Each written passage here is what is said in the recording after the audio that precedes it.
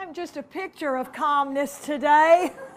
There was a little more traffic on the interstate than I expected, so thank you for bearing with me. I really always try to get places earlier than later, and so I was in this kind of panic mode as I was out on the bypass just a while ago. Thank you so much for having me. I am always quite delighted to come and talk to you. A slightly different audience from the audience I'm accustomed to teaching at Volunteer State. And, you know, it's that time, the Ides of the semester, when things are not looking good for some of my students. So I'm delighted to be here where I don't have to give you a test and evaluate how much history you actually have learned today. Sally Levine asked me to come in and talk to you for one piece of this program on protest movements, and guess which part they assigned me? You know, they assigned me the women. And so I thought that today I would try to, as I was preparing for this, I thought I would try to pick out some things that perhaps all of you experienced in your lifetime, but your memory just simply hasn't been jogged quite about these things quite recently, and so I thought we would bring this in. Now, I'm sure that Professor Gerstle last week talked about protest movements as a general group and how people become protesters or join a movement instead of just being an activist, and also how that protest movements we normally associate with the politically voiceless in this country. Now, I suppose if we were really trying to look at protest movements from the beginning of American history all the way up to the present, I guess we would start with those ladies who boycotted the English tea back before 1776. And there were certainly Cherokee women in Tennessee who were always voicing the fact that with the coming of the Europeans, the Anglo-Americans across the mountain, their privilege as the matriarchs of their society and their political position was being threatened or actually taken away from them. We could look at the women, the young women who got jobs in the Lowell mills in Massachusetts in the late 1820s, early 1830s, and how those women organized themselves together to protest against their hours and their wages. And what came out of that was that the people who owned those textile mills where they were working realized, you know, we thought we were doing these girls a favor. We provided them a lovely dormitory to live in. We provided them a matron so that they wouldn't be too wayward and get into mischief here and there. And this is the thanks we get. The dormitory, the boarding house that they were provided, actually gave them an opportunity to talk. And you do know that women like to talk when they get together. So what I want to do is put the women, I want to move beyond woman suffrage today, which is a story that at least half of you in this room have heard me tell.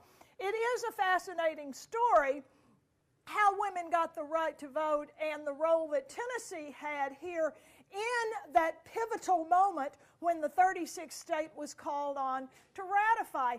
Clearly, it was the seeds of that movement that really led to another wave of feminism much later in your lifetime and mine as well. Now, I do want to say, I guess I should make one comment about the suffrage movement here. And the comment that I really want to make is that the suffrage movement was relatively small compared to this very enormous women's Christian temperance union that had organized nationally and had swept the country, rural, urban alike. The WCTU was this enormous organization, and suffrage was really a pretty small part. Not all of the women in the temperance union really supported suffrage, and not all of the suffragists supported temperance.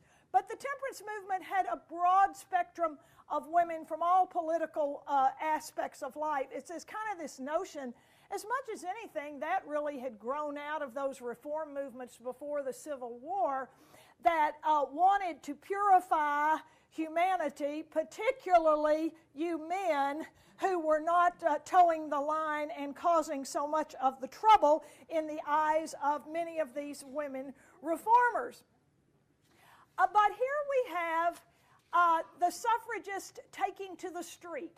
The temperance ladies had done the very same thing, just not quite to the level of visibility that the suffragists had.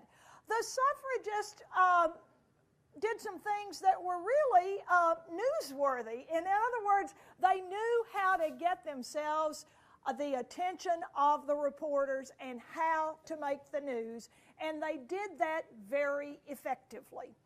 The suffrage movement had really kind of stalled there during Woodrow Wilson's presidency. The suffragists weren't getting very far. The National American Woman Suffrage Association, led by Dr. Anna Howard Shaw and then Carrie Chapman Catt, they debated as to what the best way to do this was. To some degree, should we have an amendment to the Constitution? Should we let each state do it? And of course, down here in the South, we certainly wanted it state by state by state so that we could control exactly what was going on down here in our state. Because after all, if white women could vote in the South, what about African American women? And most of the southern states, including Tennessee, had made very stringent franchise laws for black men, so that although there were African American men in Tennessee who voted, clearly there was a large proportion of African American men who didn't vote. So we were very nervous about all of this, but there are many women in Tennessee who want the right to vote. Well, along to the Suffrage Association comes none other than Alice Paul. Your friend and mine, John Siegenthaler, is writing a biography of Alice Paul, and she is the kind of person John would really enjoy writing about because she is a feisty, independent woman. Alice Paul had grown up in a Quaker family, been educated, went over to England to study, and while she was in England, she had the opportunity to observe the English suffragists in action. She saw the actions they were doing, the visible protest, much more visible than anything the American women had done. Among other things, those English women were even going so far as to go on hunger strikes to draw attention to their desire to vote. So Alice Paul comes back to the United States, joins the Suffrage Association, and Carrie Chapman Catt says, maybe this is the spark of life we need. So Alice Paul and her friend Lucy Burns join the Suffrage Association, and Mrs. Catt promptly puts those two women in charge of a branch over here of the Suffrage Association called the Congressional Union. And those women in the Congressional Union were going to get the attention of Congress by way of getting the attention of their constituents. Now, imagine the year is 1913. Woodrow Wilson has been elected president. The Republican Party had divided between Teddy Roosevelt and William Howard Taft, enabling the Democrat Wilson to go to the White House. Here was a man with a strong-willed wife and 3 daughters, and yet Woodrow Wilson didn't want a position on women voting. So Woodrow Wilson was on the fence. He was uncommitted. So what does Alice Paul and the Congressional Union decide to do? Let's upstage his inaugural. What these women decided to do was the day before the president's inauguration, they would have their own march on Washington.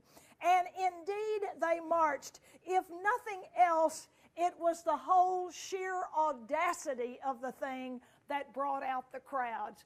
And thousands of people came to watch these 5,000 women marching down the street demanding the right to vote. Yes, it accomplished their mission. Miss Cat was not particularly happy about this because she really was a moderate in every sense of the word, and she really did not want to offend or alienate men, particularly congressmen. So, sooner or later, you know that Alice Paul and her group of more active suffragists, including some women from Tennessee actually, break away from the National Association for Women's Suffrage and create their own organization, the Women's Party. And these are the women who, during World War I, chained themselves to the fence in front of the White House saying, "Mr. President, what are you going to do about women's suffrage?" They also had some signs comparing our president, Woodrow Wilson, to the Kaiser. Not a sentiment that went over well inside that fence, I must say. So these women call themselves the Silent Sentinels. They had these signs, but they themselves spoke nothing. So here we see this is the environment when Tennessee ratifies the 19th Amendment in 1920 after World War I. The suffrage organization had come together, then broken apart, but most historians, I think, would agree that it was both tactics that really helped turn the tide. Alice Paul clearly brought the attention to the problems of women not voting dramatically, and Miss Cat presented this, we are working within the system. We have nothing to threaten you with, Fred, nothing at all. So, after World War I is over, after women get the right to vote, Alice Paul and her group, the National Women's Party, say, okay, now we must go a step further. Now that we have the right to vote, we need complete equality. We need our rights as citizens, complete equality with the men as citizens of the United States. So they introduce into Congress in 1922-23 an Equal Rights Amendment. Now this is where the bells in your head should be going off, because you all remember the fight about the ERA. And it started right after World War I. And so the debate began. Miss Cat's organization, NAWSA, the National American Woman Suffrage Association, has turned into the League of Women Voters. The League of Women Voters' philosophy about women is that we need protective legislation to protect women in the workplace. We, the elite women, the women who are not working, have a responsibility to do what we can to help those women who are working, and therefore we have to have protective legislation, not complete equality. And so that is where the road divided.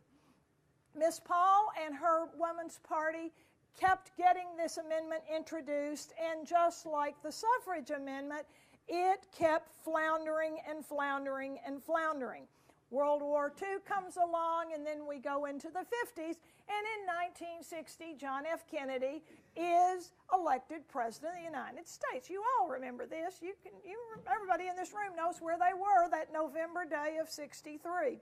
So one of the things that John F. Kennedy did was to create a commission on the status of women.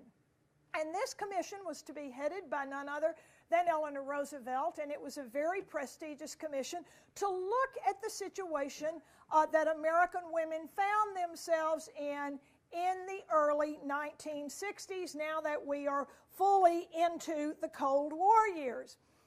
So it is in this environment we have begun to talk about what the status of women actually is, that the Civil Rights Bill of 1964 becomes a reality.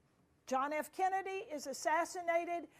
Lyndon Johnson, as president, decides that he will be able to, as Mr. Caro refers to him, the master of the Senate, he will be able to get landmark civil rights legislation passed to prohibit a discrimination of civil rights across the country, and specifically of that act, Title VII of that act would prohibit discrimination in employment on the basis of race.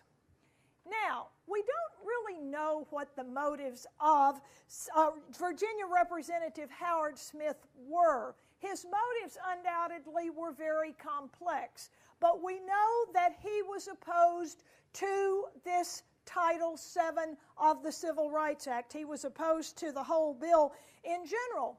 So Representative Smith decided, for whatever reason, to add an amendment to Title VII of the Civil Rights Act that was coming down the pike to prohibit discrimination not only on the basis of race, but also on the basis of sex. Now you can imagine, this got a few laughs here and there in Congress, but Alice Paul was dead serious about, and the Women's Party, about seeing this through. Alice Paul did not die until the 1970s, about 77, I think. So she was still very much in the picture at this point. Smith, although he was a fairly conservative Southern representative, Smith was, in fact, one of Alice Smith's allies in Congress. He had sponsored the ERA for many years, but he opposed the Civil Rights Bill. So it seemed rather facetious that he would stick this amendment on there to be debated. We don't know whether this was just simply a gesture of Southern chivalry on his part or what the motive was there. But whatever it was, it created great havoc. It is the source of tremendous controversy because, once again, women have to take a position on this. And over there in the Department of Labor is Esther Peterson, who says, this is not what we need. It's going too far, too quickly. Women need protective legislation. And right there along with Esther Peterson were the women from the League of Women Voters. Many of us know these women quite well, at least in the history books we know them. The League of Women Voters really said, we don't want to support this either, this amendment to Title VII. But joining the support for Smith's amendment was Senator Margaret Chase Smith and Representative Martha Griffiths, and the Civil Rights Act of 1964 passed and was signed by President Johnson. Now, the next place we're going to see this kind of coming boiling up, equal rights or protective legislation, is in the Equal Employment Opportunities Commission. Suddenly, with the Civil Rights Amendment, they are besieged with complaints. Not really anymore about race. I mean, there are plenty of complaints about race, yes, but to everybody's surprise, they are besieged with complaints from women because they feel they are being discriminated against in the workplace simply because they are women. And the EEOC, by and large, chooses to ignore these complaints and these women. Well, now you know how well that's going to go off because we're not dealing with people who are going to be silent here. And so speaking out very effectively is a woman who's now quite a national name, Betty Friedan. Betty Friedan had written and published in 1957, I think, the late 1950s, she had published a book called The Feminine Mystique. And I just have a feeling there are a lot of you ladies here who have read that book. It really is quite fascinating now to look at what it said then and what it didn't say then. But what she said is really that in a nutshell, I suppose, what she said is that educated women are being underutilized, and that they are doing things that are not meaningful to them themselves. They need to be out there doing more fulfilling things than baking cookies, running carpools, and playing bridge in the afternoon. So here we have Betty Friedan now deciding she's going to speak out against the EEOC's ignoring of women. And so with her, she and another group of women, there were I think 28 who came together, they said, we need a brand new women's organization. The Women's Party is a kind of a one-note song. We need a women's organization, and we need what the Women's Party was asking for, equality. We need it now. And so thus was born the National Organization for Women, 1966. And what their mission was to bring women into full participation into the mainstream of all facets of American society. And so here with the Title IX addition to civil rights and the creation of NOW, we move into another wave of feminism. We look back there at the period of the WCTU and the period of women's suffrage as being the first wave of feminism. Well, now another wave is coming across the ocean and is soon going to be to the shore. These women were vocal, and they also, like Alice Paul, who's quite elderly by this time, they know how to get attention, and they do it quite well. So it is the women in the National Organization for Women that decide that they are going to resurrect the ERA and get it passed. Well, the people in the National Organization of Women cannot avoid getting into controversy themselves. And the subject then gets to be, how far is this equality going? And of course, we're still debating that question right here in 2012. What does equality mean? And you can imagine the eyebrows that were raised when the ladies of NOW, the women of NOW, said, we acknowledge the oppression of lesbians as a legitimate concern of feminism. And so now we have another split.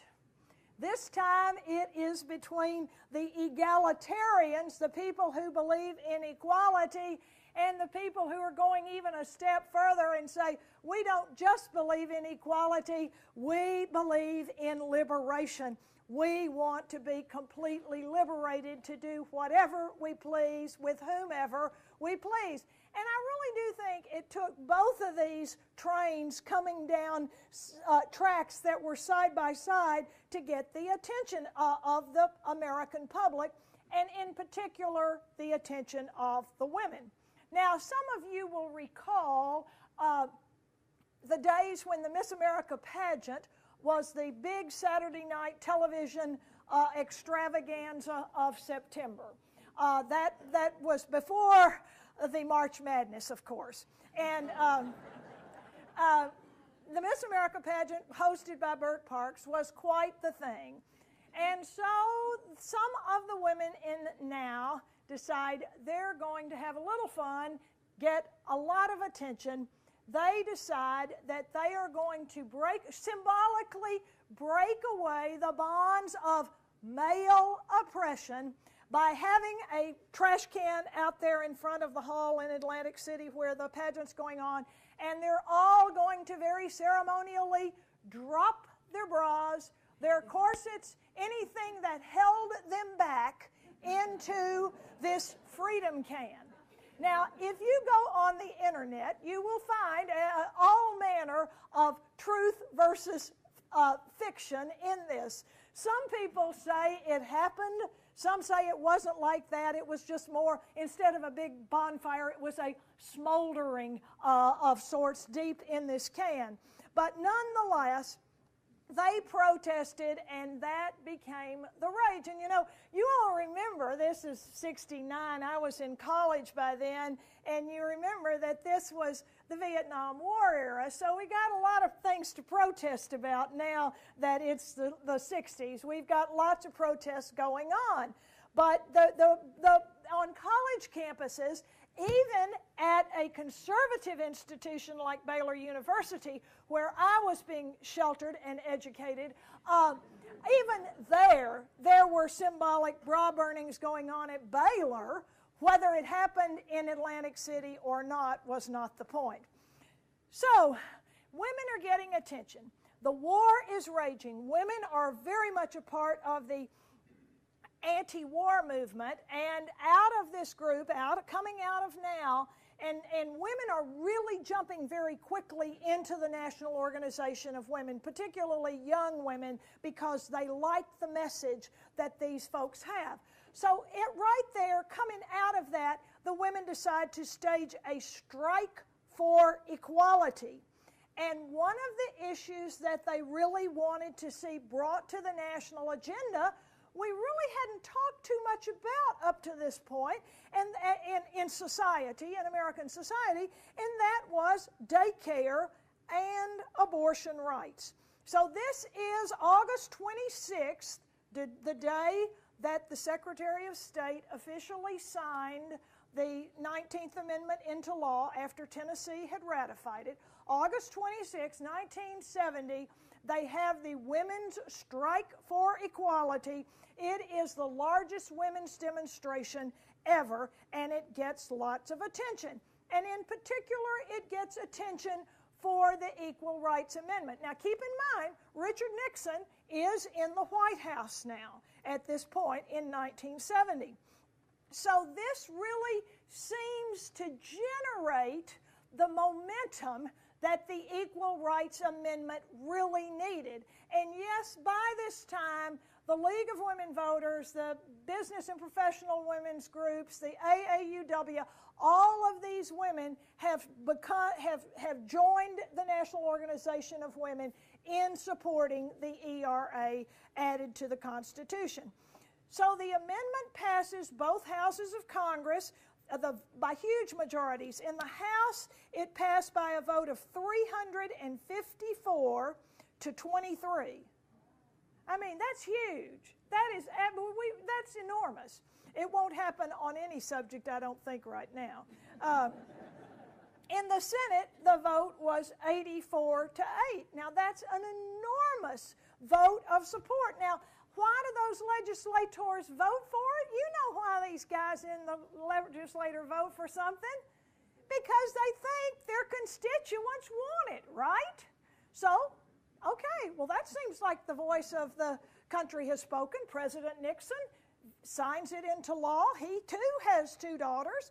And so he signs this. And all that now has to happen is it has to go out to the states to be ratified. Done deal. Look at the vote. Look at the vote here. And so the only slight problem, but don't worry about this, is that in the bill they have put in it a 10-year time limit. In other words, the amendment has to be ratified by 1982. Well, actually, it started out. Now, Sam, you're going to have to help me with this here because I can tell I'm on thin ice. The amendment had a time limit on it, specifying that it had to be ratified, and then they got an extension for 2 years to 1982. So it had an 8-year time limit, and then to be extended for 2 years. And so there's a great deal of excitement. It's going to pass, and the Tennessee General Assembly votes it through. No controversy whatsoever here in Tennessee. And then a woman with a law degree, very highly educated, woman on the outskirts of St. Louis, Phyllis Schlafly, organizes a Stop ERA campaign. Now, originally, the big sticker in the amendment, was not the amendment, but that what came through Congress on the heels of the Equal Rights Amendment was a comprehensive child development bill. And Mrs. Schlafly saw this as a creation of a national network of daycare centers. You're going to have to work, you're going to have to work, you're going to put your kids in these state-run, government-run daycare centers. Doesn't that sound like what goes on in Russia with those women wearing those army boots, going to the factories every day? And this communal approach to child rearing, was how it was put, was a threat to families. It has, as President Nixon himself said, family weakening implications. And so President Nixon, who had signed the ERA, now says, I can't sign this. He denounces this child care bill, and that was what really got the Schlafly machine rolling down the track. So in 1972, she takes her highly organized group of Stop ERA folks, and they form the Eagle Forum. And then, 1973, the Supreme Court hands down the decision of Roe versus Wade, which if Ms. Schlafly didn't already have a fire burning, this was gasoline now to be poured and ignited. And from that point forward, there was a great outcry to stop the ERA. So here in Tennessee, we've already ratified it. We were among the first. No problem here. But it's amazing how much influence women can have on legislators. The Eagle Forum became very highly organized here, and they worked very effectively with the General Assembly to convince them that this was not in the best interest of Tennesseans. And Mrs. Schlafly really was able to focus on a couple of key issues that I think really resonated with folks. Keep in mind, we're still in Vietnam. And one of the things that she was concerned about was women in the military. That was a very enormous issue for Mrs. Schlafly, and that was something that people could easily understand. So, Tennessee's legislature decides to change its mind. Even though we had already ratified it, we decided to take another vote and undo the vote we had taken. Now, you lawyers here, Gil, will have to tell me, is that constitutional or not? But you can make an argument, but ultimately a court is going to have to decide whether any state can rescind a vote to approve an amendment that they've already taken. And with Phyllis Schlafly's full support, and with the Iraq hostage crisis, financial troubles in the country, Jimmy Carter having a difficult time in the White House, Mrs. Schlafly gives her full political support to Ronald Reagan in 1980, and he is elected president. Now, with the extension of the ERA, the deadline is June 30th, 1982, for the Equal Rights Amendment to dissolve. If it's not ratified by then, it's out. And at the time that this took place, inside the Reagan White House, there was a lot of nervousness going on because his aides, particularly people like Elizabeth Dole, wanted to keep Mrs. Schlafly at arm's length, but she certainly felt that she had worked to get Ronald Reagan elected, and therefore she had his ear. So you see in the Reagan White House this kind of tugging and pulling here to try to keep her at bay and alternately let her have a voice. So the Eagle Forum and the Stop ERA campaign organized a massive national celebration at the Mayflower Hotel in Washington on June 30th. And they expect the president to come. I worked several years ago in the Reagan Library in Simi Valley, California, a beautiful place to work and a beautiful, beautiful vista there outside the reading room. And as I looked through all of this correspondence, it was really quite interesting. They wanted President Reagan to write her a handwritten note of regret, which he did, but the wording had to be just so. So there were lots of little drafts, and, you know, to write one sentence, Nancy and I can't come tonight, or something to that effect. So President Reagan and Nancy Reagan do not go over to this Stop ERA celebration, but it goes on as planned. And at midnight, with the band striking up Ding Dong, the Witch is Dead, you can imagine the balloons flying. Everybody is at the Mayflower Hotel is rejoicing. They have accomplished their mission. Now, I think it's fair to say that the women's movement lost that battle, but they won the war in many, many respects. Although they really, there are many women who still very much feel we need an Equal Rights Amendment. Others would say the National Organization for Women served its purpose. It did what it needed to do, which was bring attention to employment issues and employment equality for women. And the National Organization for Women still exists. Some of you may be members of it. Its membership over the years has dramatically declined because, as with the case of most voluntary women's organizations, the success allowing women to work at a variety of different jobs has meant that there are less women to do volunteer work within these organizations. Mrs. Schlafly has a large center in Kansas City and a library. I have not been there. I did actually talk to her on the phone one day, and she was quite charming. She's very eager to talk to Carol Busey from Nashville, Tennessee. And so she's often, more often than not, I hear from other scholars, she will greet the guests and talk to you about whatever you're working on. It's hard today, I think, to get a lot of women excited about March, Women's History Month.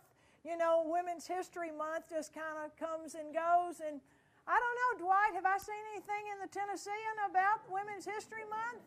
I don't know whether I have or not.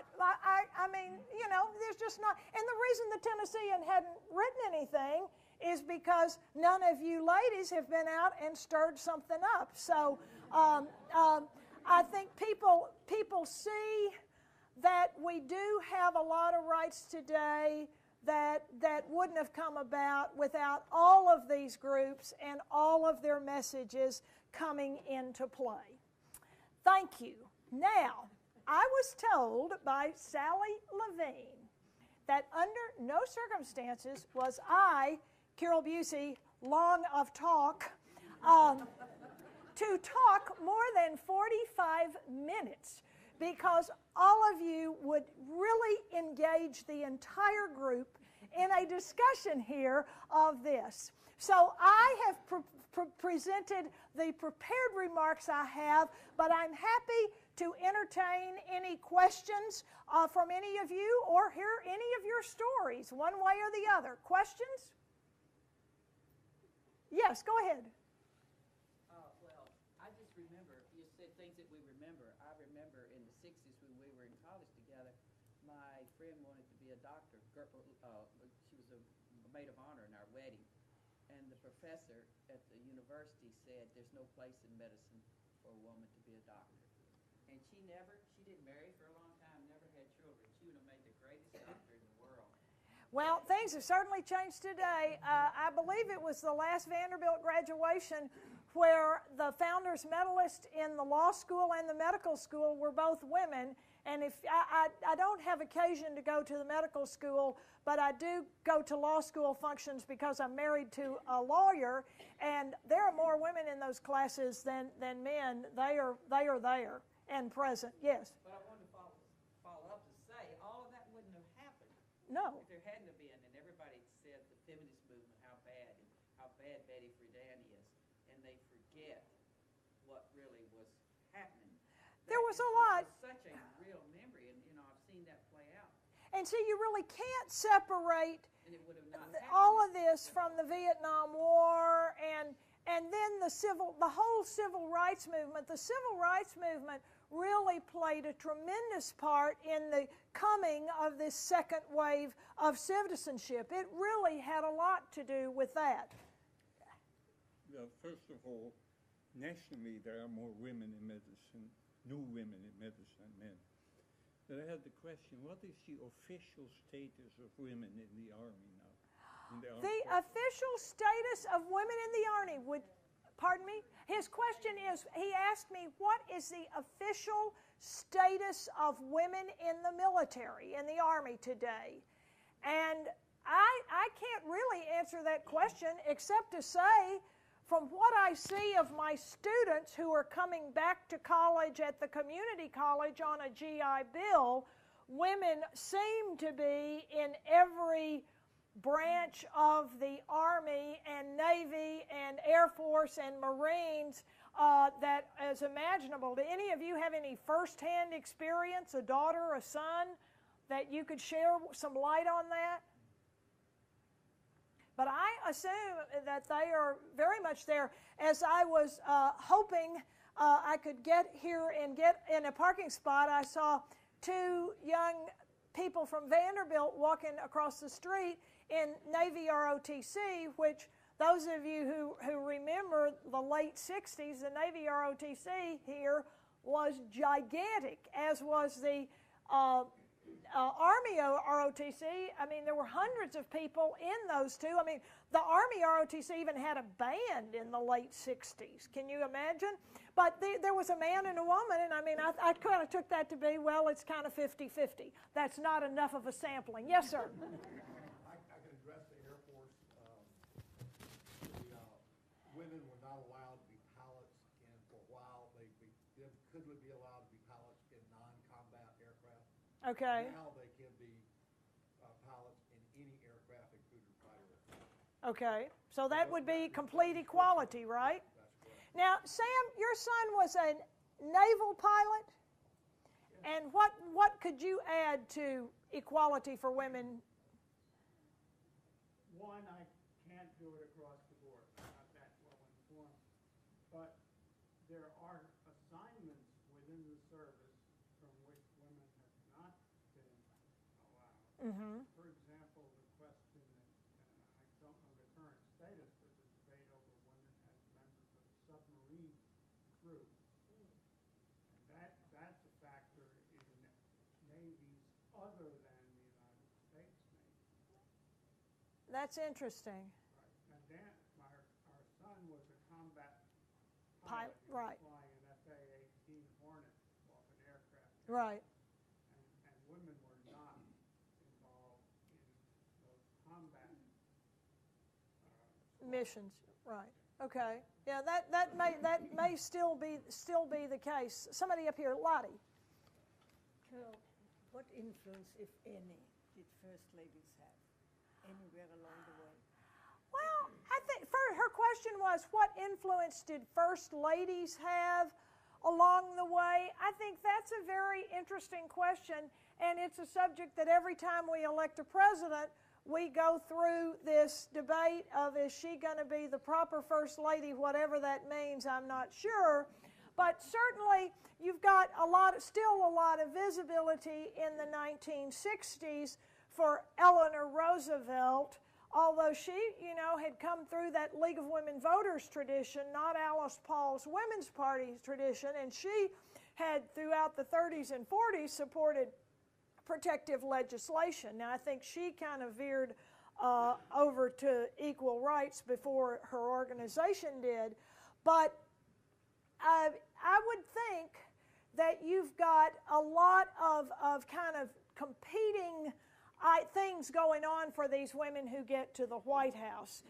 We don't have much of a record of what Mrs. Kennedy or Mamie Eisenhower or Mrs. Kennedy did for women's rights. But clearly the life that Mrs. Kennedy lived in New York as an editor, a publisher, clearly listening to her daughter speak, I think you see that she was very much an activist in a very quiet way. Pat Nixon, I have no notion of anything that she actually said. Rosalind Carter, on the other hand, she created a lot of criticism because she was not staying in her womanly place, whatever that is, but it became pretty well known pretty quickly after Jimmy Carter was elected that the person he trusted and the person he listened to the most was Rosalind. And so, you know, she sent out on several world tours on his behalf, and that received a tremendous amount of criticism that he was sending her out as an emissary of the United States. And then from Carter, we went to Nancy Reagan, who was speaking out for her particular programs, but not so much. She certainly wasn't going to challenge Mrs. Schlafly's position on women. And, you know, the list keeps going on and on. You know who these are. Certainly, Mrs. Clinton became highly criticized, as did Bill Clinton when he put her in charge of coming up with a plan to reform the American health care system. And I think we have heard on the news that Michelle Obama has had her challenges in the White House. You've got these men who have married highly educated, very smart women, and yet what they can say is very limited. So what I have read in the news is, you know, that some of President Obama's aides have not really necessarily been what they've been telling the president to do. Michelle Obama has not supported what they have told him to do.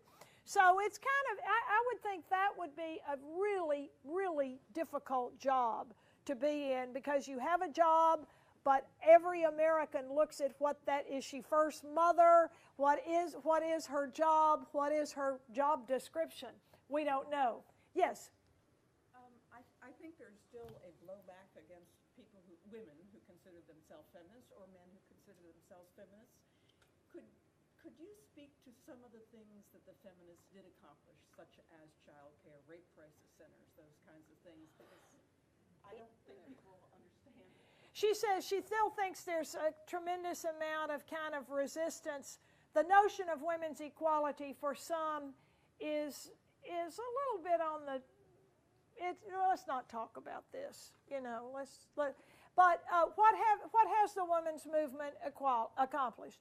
Well, I will start, since we are in the March Madness, with Title IX, which was added to the Civil Rights Amendment after Title VII.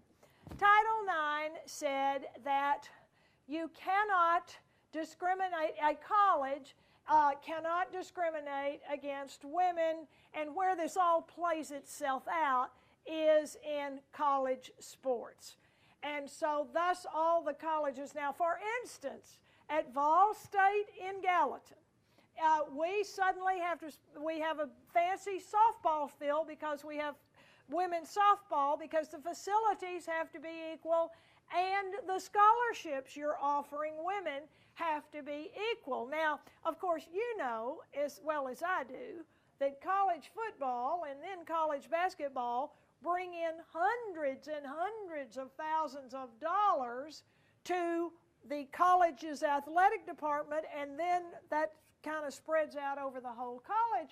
So those two sports, men's athletics and women's athletics, men's athletics particularly, bring in a lot of money. And the colleges have been very careful. I mean, if you look here at Vanderbilt, didn't we win the National Bowling Championship, women bowling and golf? I mean, we've got sports here that we didn't have 25 years ago. So Vanderbilt is doing what it said it would do. And, you know, you've had some cases get to the Supreme Court about this as to why, if we are a small sectarian Christian college in Pennsylvania, why should we have to do this if we don't want to? And the Supreme Court has said, well, you don't have to do it, but guess what? You're not going to get any more federal money. And so there's been a lot of discussion about, there are strings attached to a lot of things. So a lot of schools have reluctantly gotten on the bandwagon because federal money, even at a school like Vol State, federal money is student loans. It's a whole lot of, it's big colleges, it's research grants, it's a whole lot of things. I think the women's movement has brought the issue of daycare centers front and center, which I think is certainly a needed discussion. The notion of maternity leave was unheard of once upon a time, and women now and men get maternity and paternity leave when a child is born in this country. Most employers, I would imagine, have some kind of leave for new parents out there. Your job can't be taken away from you because you're pregnant, which once upon a time was sort of the expected norm. I mean, goodness, you know, you watch the news and lots of the reporters are pregnant these days. So, you know, that is a whole different kind of genre itself. And I think that women have found that they can rise up to a point in corporate America, but many women who have gone up the corporate ladder have complained that they have reached as far as they can go because that many big American corporations do not want a woman as the CEO up there at the top. And, you know, you'll see women getting in all these CE, this and that. It just takes me away. The CFO, the Chief Financial Officer, now some of the public school systems have a CEO that is Chief Educational Officer. You know, everybody's going to the business model of organization, at least a lot of schools are. So anyway, women would tell you they have reached a ceiling.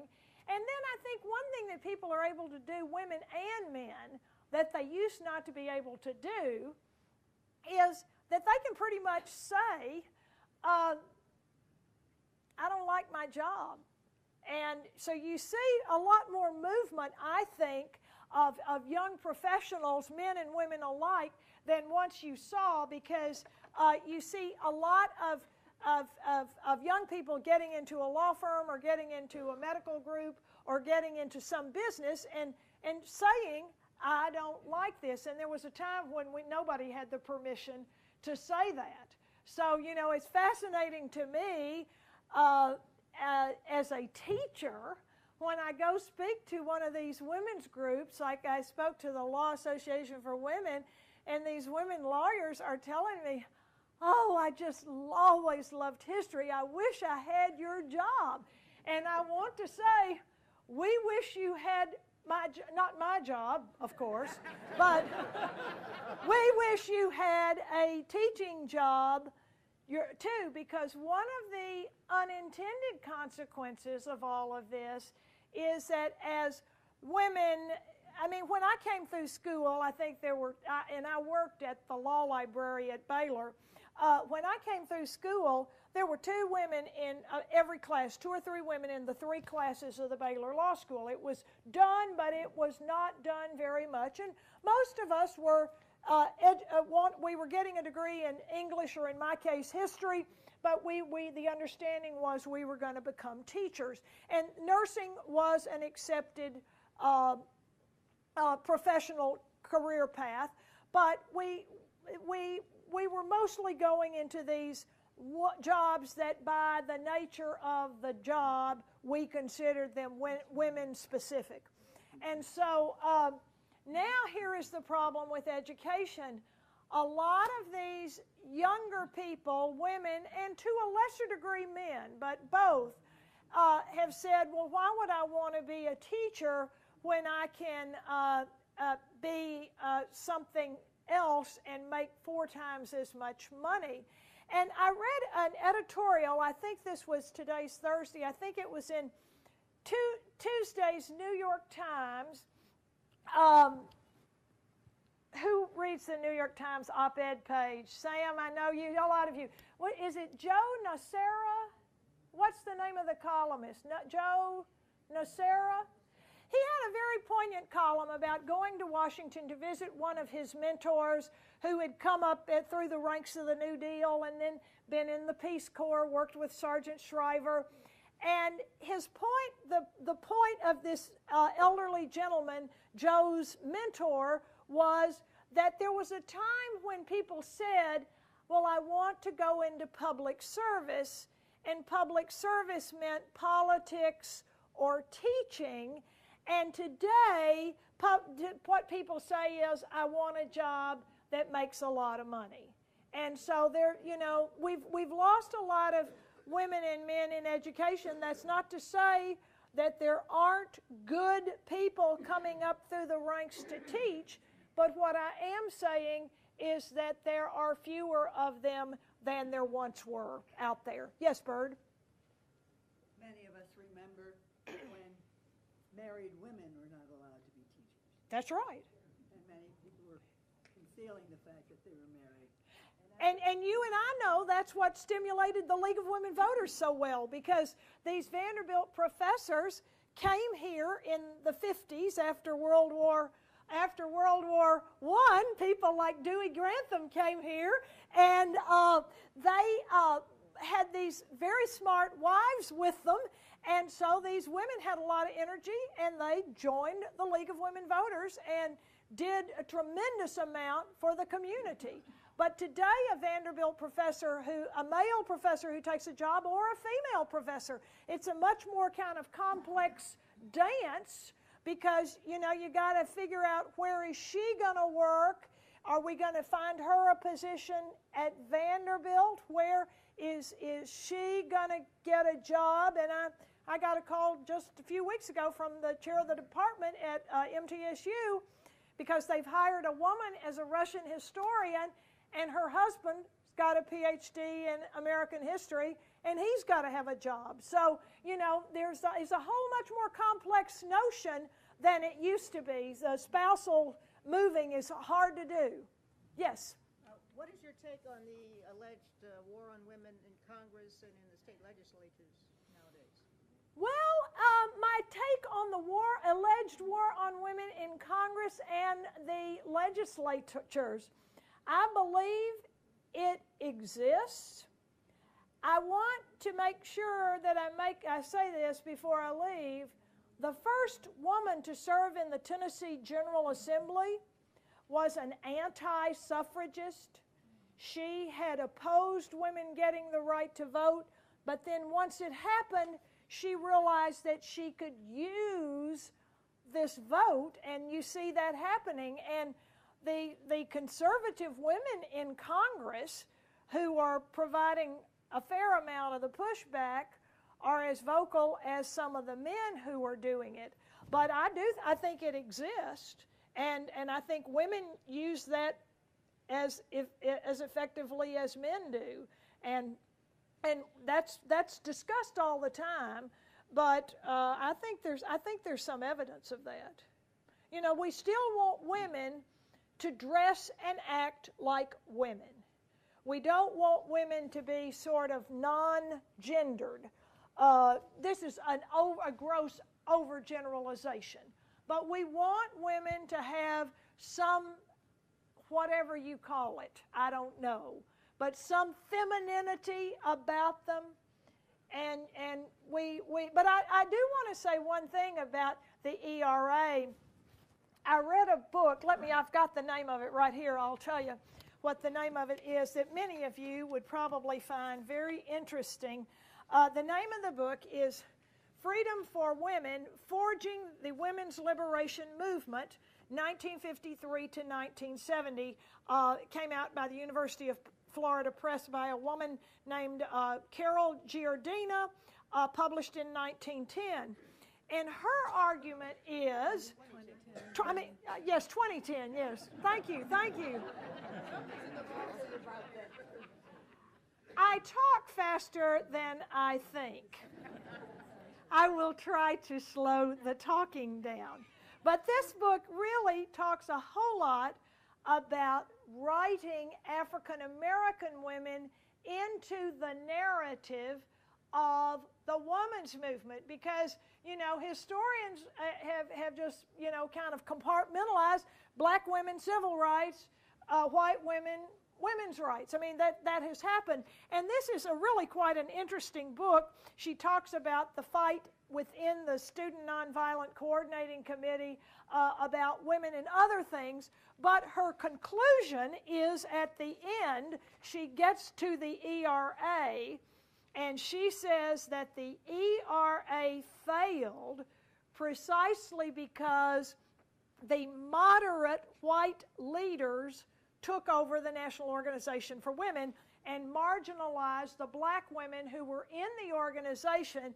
And her argument, which is the same as Paula Giddings, some of you probably read When and Where I Enter by her, her argument is roughly the same, that the ERA, the National Organization for Women, lost a great deal of momentum by becoming more mainstream. In other words, she argues that if the National Organization for Women had stayed out there, way out there, the ERA would have passed. So it's an interesting book, and I enjoyed reading it. Yes? Carol, in respect to the previous question, do you see a blowback and a movement against the alleged war on women that's occurring? Oh, of course I do. I mean, anytime, don't you take, I actually did take physics, but I don't remember anything about it. So for those of you who are physics professors, come provide me a lifeline, throw me a lifeline here. But for every action, there's a positive and equal reaction. So of course, I mean, the pendulum is already swinging, but I think what we haven't seen before, at least what I haven't really seen, is the extremes out here that we've got with so few really in the middle. And that's what to me is troubling about Congress right now, that people just aren't talking to each other if they are not of the same political party. And so that, and I'm sure all of you have thought a lot about all of the communication changes and the positive and negative aspects of having instant news at your fingertips. One of my students came in to my office last semester breathless. "Oh, Dr. Busey, I'm glad I caught you here. Congress just passed a law to abolish the Bill of Rights." And, I was particularly heartbroken to hear this from this young man, because I spent more time in History 1 on the Constitution than anything else. I think Americans need to know what's in the Constitution. And I said, "You don't believe that, do you?" And he said, "Well, I got an email about it, and so in our class heard it on the news." And I said, "But what did you learn in my class about the Constitution?" "Well, it's right here on the internet." And everything I had taught him about process had gone for naught. And I can assure you that even though I set him straight, that was just too juicy a little bite not to email you, Tommy. It was just too juicy. Even though his history professor told him that was crazy, he couldn't resist sending it on. And that, and you got this, talk about taking the hose and spraying, it's everywhere. The name of it is Freedom for Women. There are a lot of books out there now about the women's movement, and they're really quite interesting. Get yourself a kind of a survey book. Joan? Oh, women on juries. Yes, yes. Now, you know, that brings to mind another subject, which is women owning property. Married women, as you know, there are a lot of things they couldn't do, but one of the things they couldn't do was own property, and that was what was part of the convention called at Seneca Falls in 1848. So, along with that, women could not serve on juries, even if a woman was being tried. The idea was that women didn't need to be a part of that, and some states approved it. Tennessee did not approve it until the 1950s. We were fairly late in approving jury service for women in Tennessee. There is a woman who works at the Attorney General's office named Ruth Ann Thompson.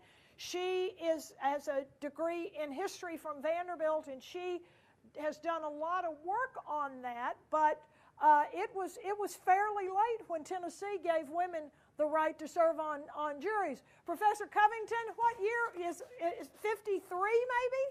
I'm trying to remember. You're very close. 53, 54. There was a period when it was an option also. They could serve, but just being a female would be enough to get you excused as a matter of right. Right, right.